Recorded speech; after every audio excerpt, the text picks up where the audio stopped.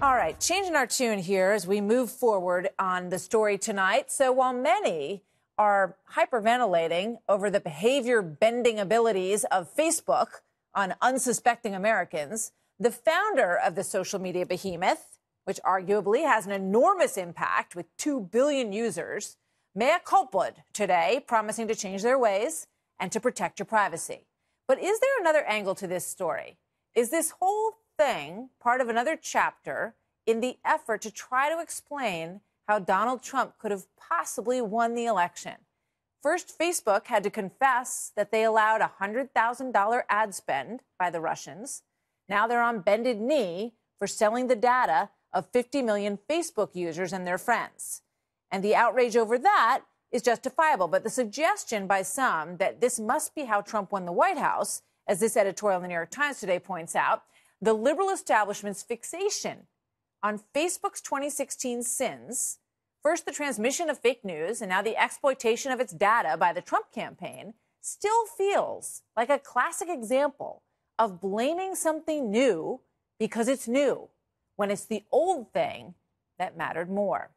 The writer's referring there to the power of good old-fashioned television and Trump's domination of it. So what is really at work here?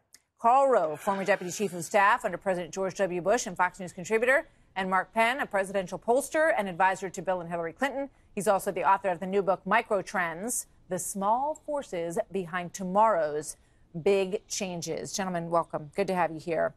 Thank you. So your thoughts, Karl, let me start with you. Your thoughts on the big picture here, on the mea culpa, and also the effort to kind of blame this as probably one of the reasons that the Trump campaign was able to win.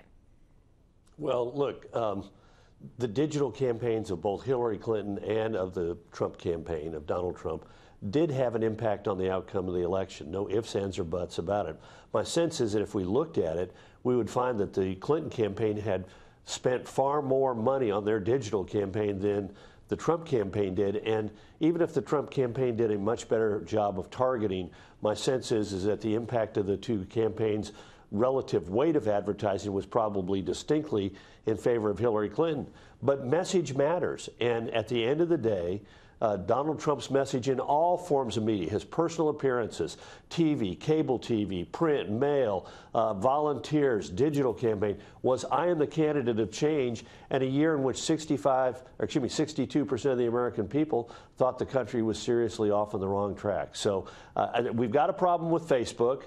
And Facebook has got a problem with Cambridge Analytics, who may have, or it looks like may have illegally used their a huge trove of data from Facebook. But let's be honest. What drove this election was a message of change that was represented in everything that Trump did, versus a message of keep going just like we're doing, and I'm entitled to it, which was Hillary Clinton's message.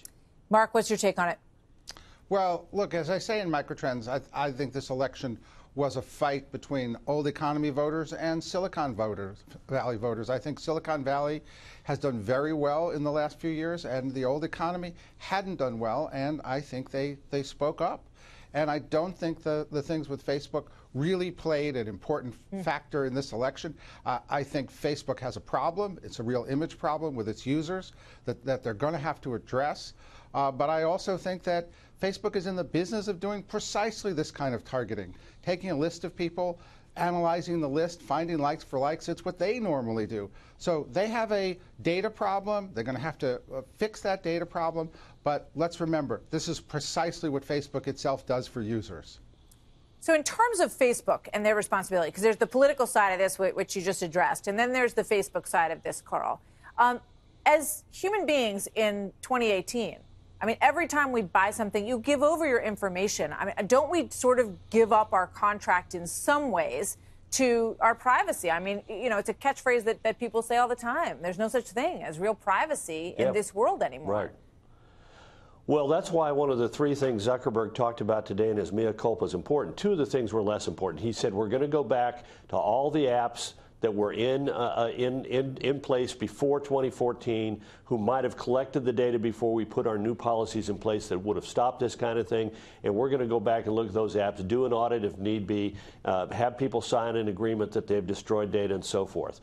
But the most important thing that he said today was the number 3 point on his mea culpa, which is Facebook is going to develop a tool that allows every one of their users to basically say, nobody can use my information. That is to say, they can deny the apps the access to all this ancillary information, including their contact lists and all their preferences and likes and so forth, all the material that people use in order to develop a profile of each individual Facebook user and the people that they're associated with.